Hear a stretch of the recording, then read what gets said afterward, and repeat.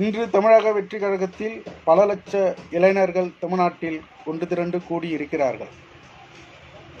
அப்படி அந்த பல லட்சக்கணக்கான இளைஞர்களை நாம் தற்குறி என்றால், இதற்கு முன்பாக அந்த பல லட்சக்கணக்கான இளைஞர்களை ஆண்ட கட்சிகள் எப்பேற்பட்ட தற்குறிகளாக இருந்திருக்க வேண்டும் என்பதை கொஞ்சம் சிந்தித்து அதை நீங்கள் பேச வேண்டும், எழுத வேண்டும் என்கின்ற கோரிக்கையை நான் முன்வைக்கிறேன்.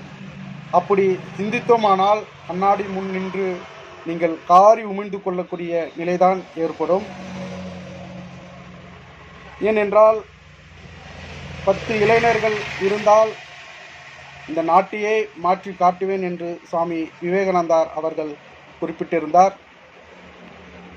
இன்று பல லட்சக்கணக்கான இளைஞர்கள் ஒரு மாற்றத்தை நோக்கி, ஒரு எழுச்சியை நோக்கி கூடியிருக்கும் வேளையில் அவர்களை மழுங்கடிக்கக்கூடிய செயலாக அவர்களின் அறிவை வளையம் போட்டு பூட்டக்கூடிய வகையிலாக தற்குறிகள் தற்குறிகள் தற்குறிகள் என்று விமர்சிப்பது எந்த வகையிலும் ஏற்கக்கூடியது அல்ல.